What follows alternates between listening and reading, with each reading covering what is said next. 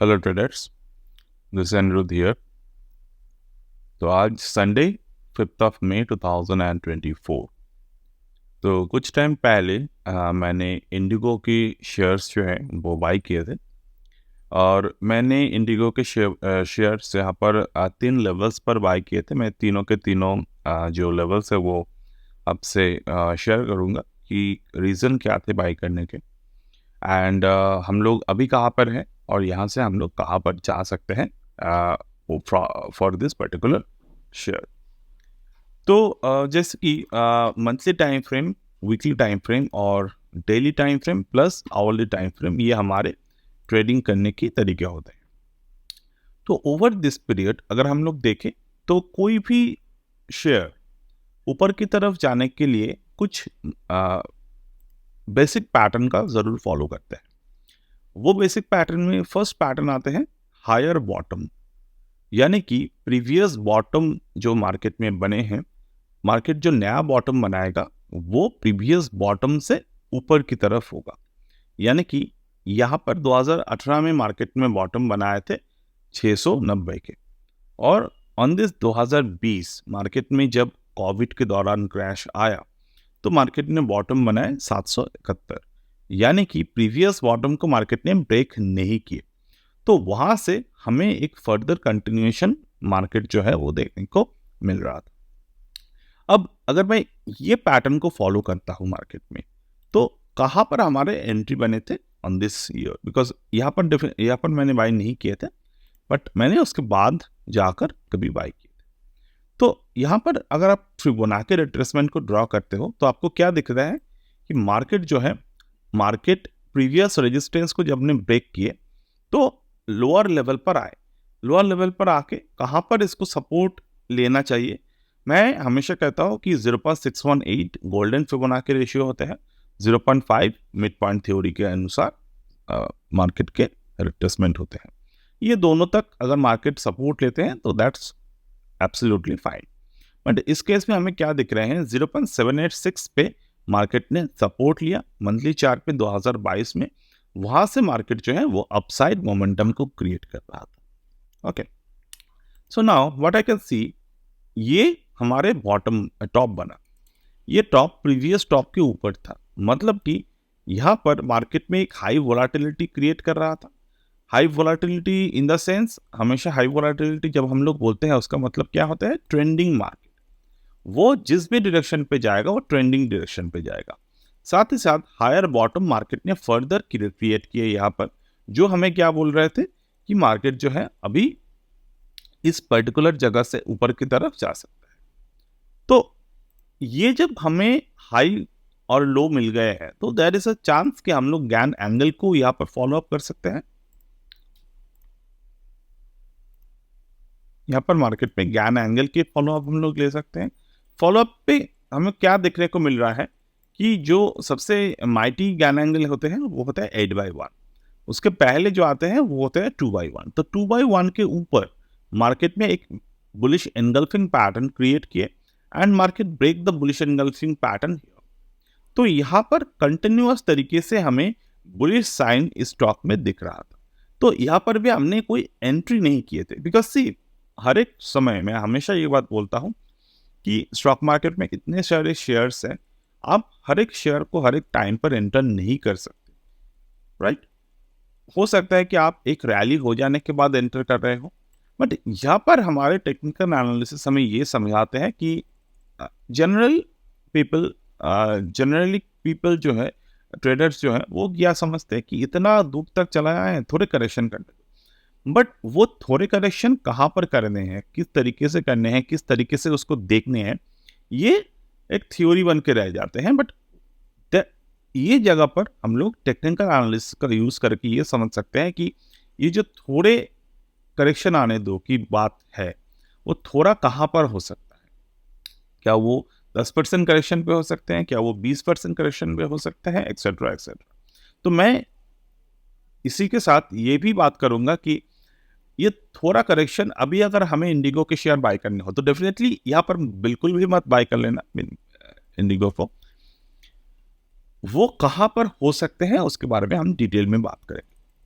तो ना अगर हम लोग यहाँ पर देखते हैं तो यहाँ पर मार्केट के जो भी पैटर्न्स है वो क्या बोल रहे हैं कि ये जो पैटर्न मार्केट में आ रहे हैं हमें यहाँ पर फिबोनाची रिट्रेसमेंट को एक और बार देखने की जरूरत है।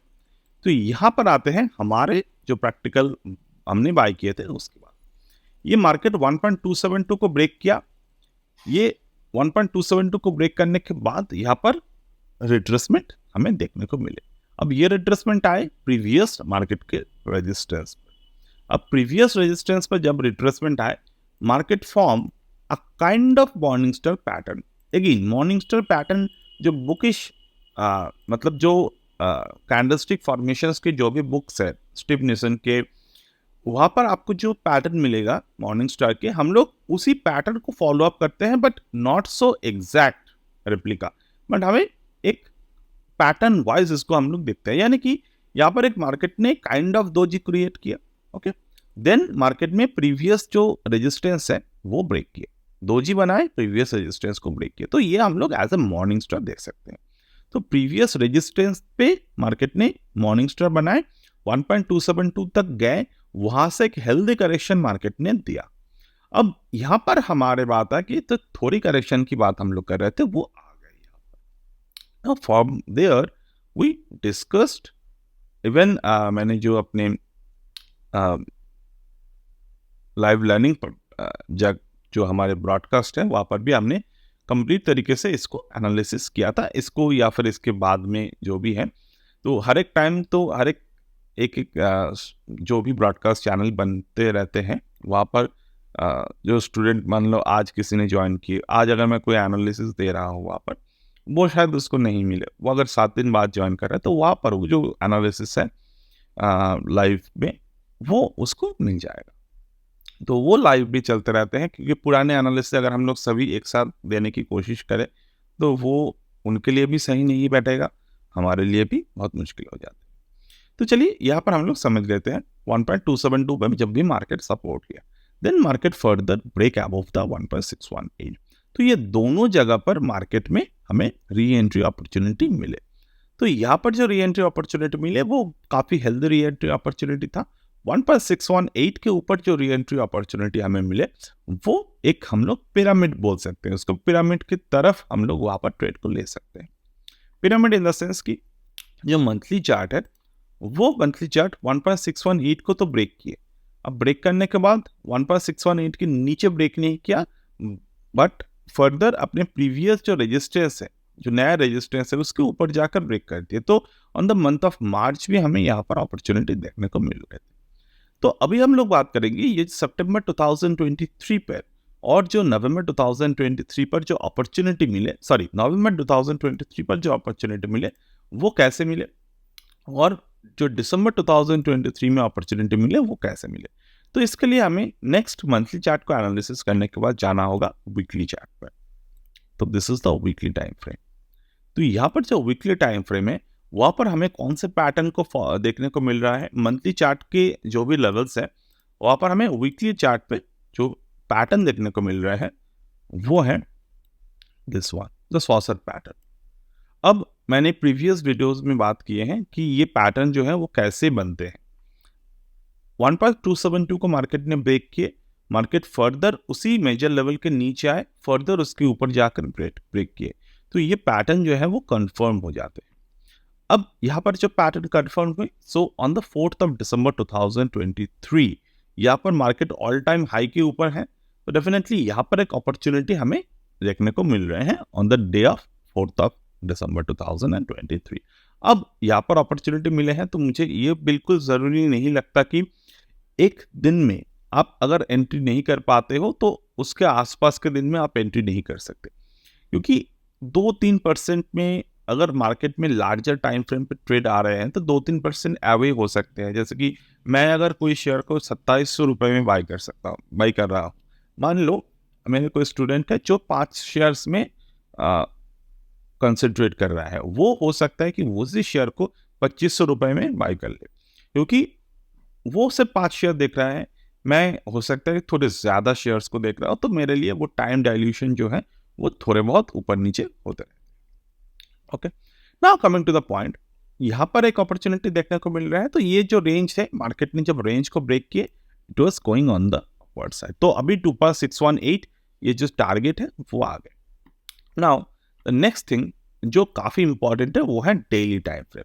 अब डेली टाइम फ्रेम पे जो ट्रेड्स आते हैं वो काफी इंटरेस्टिंग होते हैं और वहां पर काफी लो रिस्क वाइज ट्रेड हमें देखने को मिलता है।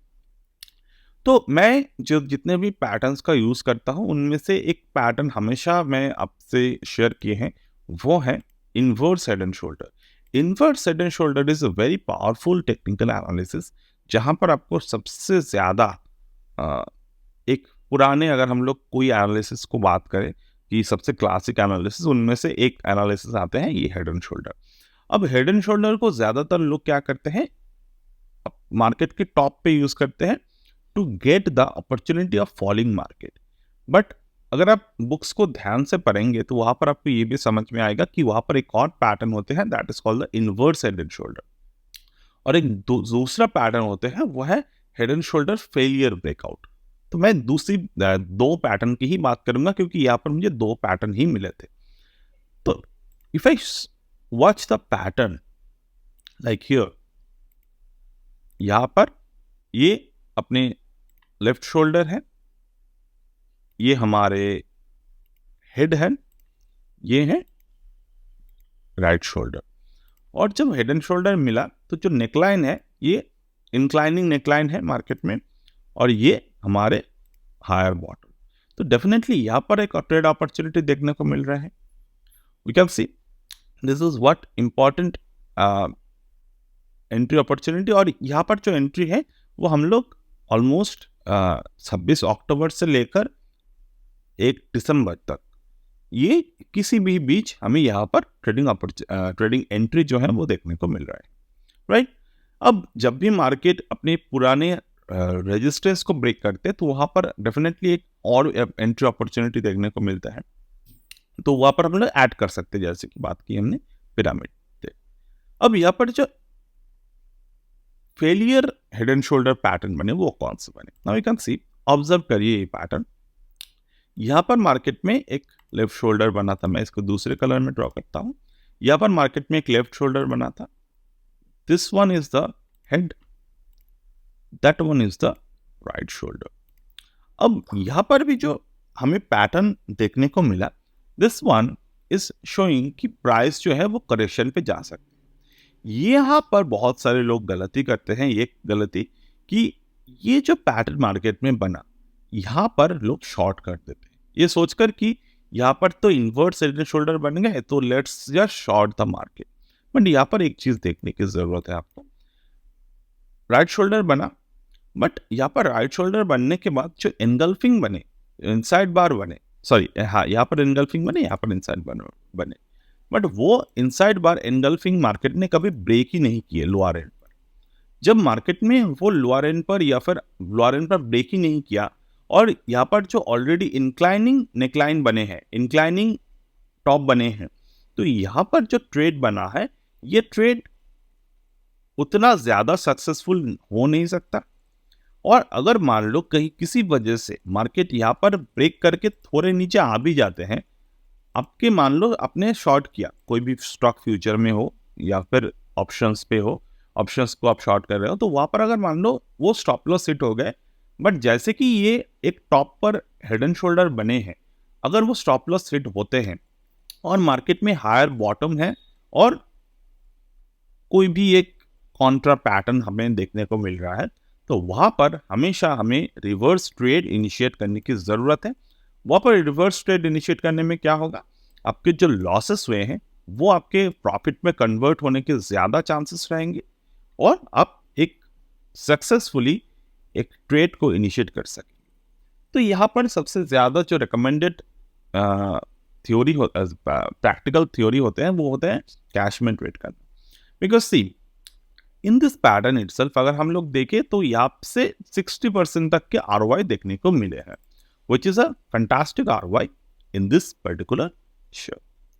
So I hope कि आपको ये पैटर्न जो है वो समझ में आए हैं। थोड़े एडवांस लेवल की ट्रेडिंग है ये, बट अगर आप एक बार इसको ध्यान सही से सीख लिए 6 महीने 1 साल में, तो वो आगे जाकर आपके ट्रेडिंग करियर को बहुत ज़्यादा इफेक्टिव कर सकते हैं.